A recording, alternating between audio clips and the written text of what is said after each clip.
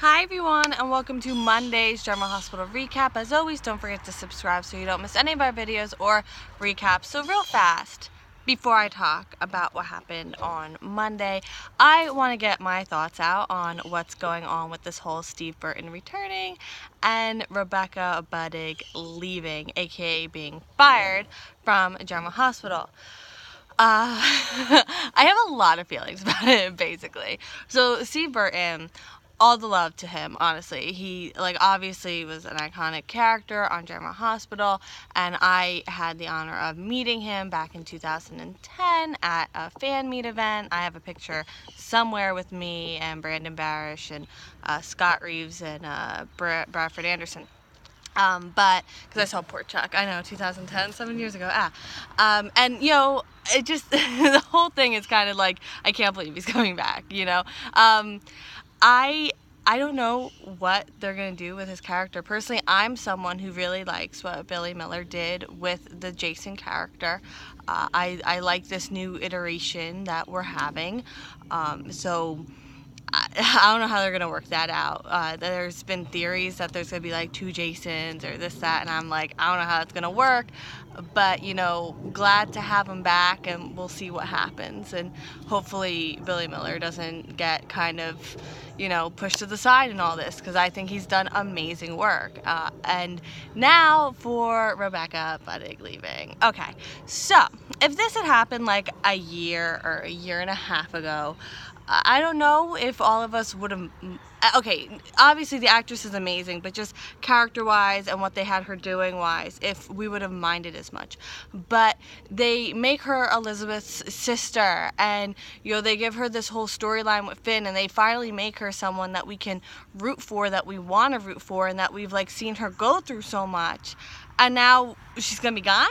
I'm so not okay with that. It's not even funny. I'm devastated. You have no idea. It just makes me incredibly angry that they're doing this. It's horse baloney, to be quite honest with you. It's absolute horse baloney. And it makes me so mad. A part of me wonders if they're doing, remember where a few years ago they were like, oh yeah, Rebecca Herbst, we're firing her, and then people threw a fit and they're like, hey, just kidding, we're not. A part of me really hopes that this is what this is, and in a few days we'll hear that she's back on the canvas, but I have a feeling that's not gonna happen, and yeah, I'm very not happy, because her and Finn, that is a storyline I have been loving and looking forward to following, and just you have no idea, just absolutely makes me angry. But now that I've covered that, and if you have any thoughts on it, let me know, because we all need to vent to each other. I know there's a lot of people in comments of Facebook posts that are having a lot of feelings about this. People are either thrilled that Steve Burton's coming back, and they didn't like what this Jason's been doing, so they're excited to have him back, and some people, they love this Jason and they're like, so there's a lot going on, and a lot of people are having a lot of different things. So no one's wrong in this, no one's right. We're all, it's a show, and we all enjoy different parts of it. People love Ava, I don't, and it's just, we all have our ways, and as long as we're respectful and talking about our feelings, then it's perfectly fine. But let's get to Mondays, because at this point you're like, okay, we get it, you're not happy about this. Okay, well, no, Steve Burton coming back, I overall am happy, because I love seeing him on screen. I'm just, tentative about how they're going to do it. So let's get right to this. By the way, during this whole thing, I ate a bug. Didn't mean to. It happened, but let's move on, because I'm outside, as you can tell, in the new secret patio. Yeah, I have a secret patio now, but no one can know where it is. It's a secret. All right, let's get right to it. So at Nell's, Michael and Nell, turns out they're taking their relationship to the next level. Thoughts, comments, concerns, because I know we all have them. So at the Quartermains, Hayden is having nightly morning sickness, and Curtis comes in. So Hayden has a job for him. She tells him about the positive drug tests, and Curtis thinks that maybe, it's a possible Finn's been relapsing, and she's like, no, it's not that. I absolutely 100% have faith that he is not relapsing. And she says that someone's been altering the tests and he's been suspended. They know who it is, they just need proof, and she starts to fill him in on what they've done so far. So Curtis gleaned that she's pregnant even though she hasn't said anything, and she covers for it but eventually admits it. Maybe it's not nighttime, I don't know. So Finn comes to the hospital for his rehab. He's resentful, he's been suspended, and Griffin asks about Hayden, and he says she's doing okay. Finn talks about how he works through not relapsing, and he thinks about Hayden and the future. Don't we all, Finn? So Griffin empathizes with him. They talk about him and who could possibly be sabotaging him, and he names Obrecht.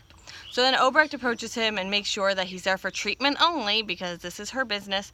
And he's like, yeah, I haven't used in months and someone's doctoring my tests. Any thoughts on that? So Griffin is certain of possible sabotage too after this run-in. Obrecht says Finn is in denial and Griffin is being clouded. And Obrecht says that science has the only hard answers here. And there's no room for judgment, and there's nothing to be done about him, losing him as a doctor. And it's a shame the hospital lost such a great doctor. And after Obrecht leaves, Griffin's like, yeah, it's her, so how do we prove that? So he says that Hayden has a plan. He thanks Griffin for being on his side too, and he's softening up a bit. And if Hayden's gone, what happens to Michael Easton? If Michael Easton leaves, I swear, I'm going to be beyond angry. You have no idea. So Finn tells Obrecht she may get her wish. He'll be back here soon. There's something he can do about the incriminating tests. Has he shaken her up enough? In Ava's room, Obrecht is attending to her. There's a chance of another cardiac event, but she's improving greatly, and Ava isn't thrilled about that. Obrecht offers for a psychiatrist to talk with her. Kiki comes in, and Ava knows what she looks like. She looks like she's out of a nightmare, and this is her punishment for what she's done. Kiki says reconstructive surgery will do a lot, and Ava feels it would be easier if Kiki hated her. And Kiki's like, yeah, easier for who? And she says both of them. Like, do you want her to leave and never come back? And Scott comes in, and Ava tells Kiki to go. So Kiki goes to leave, knowing it's forever, and Ava calls her her full name and says that she loves her, she's just not really good at it. Scott brought her presents, but they can't come into a sterile environment, so he doesn't have them. Okay, that helps her how? She knows he's only there for selfish reasons, so Scott tells her Lucy spilled everything. What will Ava do if Sunny or Dante ask about his involvement? And Griffin comes up to a crying Kiki. Yes, she has conflicted feelings about her mom, and she doesn't really know what to do with those feelings. I have conflicted feelings about the show. I was going to say something about conflicted feelings. I was like, if I don't clarify, that sounds like I mean something else. So at Kelly's, Alexis is having a large ice cream sundae. I think it's a banana split, but I don't like bananas, so I'm just going to pretend they weren't there. And Julian comes over to talk and join her, and she's curbing her need to drink with ice cream.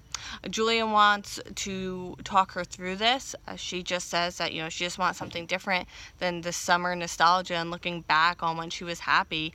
And, it's not all about him, and he feels the loneliness too. He really tries to reconnect. They talk a little about what happened this morning. He asks if she's in danger. She asked if he's in danger because of turning down his friend for that offer. So he says that, if he was in danger, he wouldn't be here. He's definitely safe. Who there? No one's there. It means a lot that she asked, though. And she asks about Sam, and he says, she was fine, but hostile. Not out of the ordinary, though. And Alexis mentions how off she's been. And Alexis is going to check in on her tomorrow. And now, Julian's concerned, too, and he has to be kept in the loop. She says yes, and he thanks her. So she's going to head home, and he offers to drive her, go for a drive, blast to music, relive days gone by. Me and Cassie do that sometimes, just play like Lady Gaga from 2009 and go for it. So at Carly's place, Joss and Oscar are still hanging out. They're talking about horses. He likes that, she's invested in real world stuff and not knee deep in social media, like constantly uploading YouTube videos or stuff like that. Who does that, Who does that? So Joss says that, riding horses lets her forget all about the craziness. And Oscar plays piano to get lost and not deal with his craziness. And they're a match made in heaven.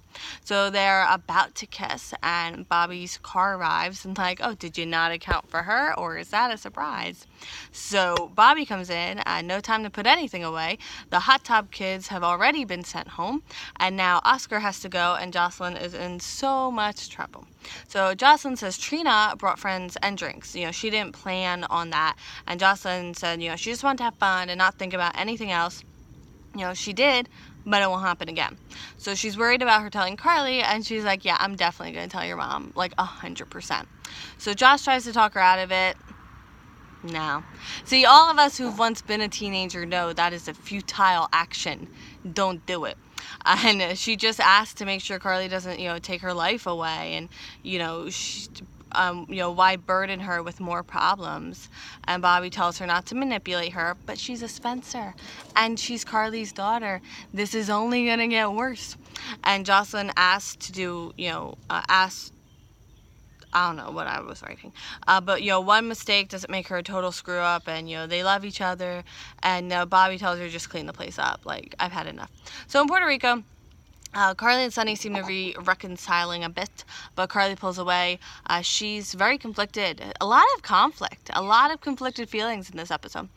She's conflicted because of the danger, they just went through, makes her see how much she doesn't want to lose him, but they're getting a divorce. And she says if Jason wasn't there, they could be dead, and they probably would be. And she doesn't want to go through him being shot again. And he sees the bright side of the situation, that the promises she made back then, worked, and they belong together. So they're both angry at themselves for different reasons, and she hates that she cares so much. And Sonny says that if she had died, he couldn't live without her. You wouldn't really have a choice. And she can't live without him either. And they kiss again, and then Sonny says he's done, he's getting out of this business. So here's a roller coaster ride. We'll be on about a year, and then he'll be back in the business. Sorry, I'm being cynical.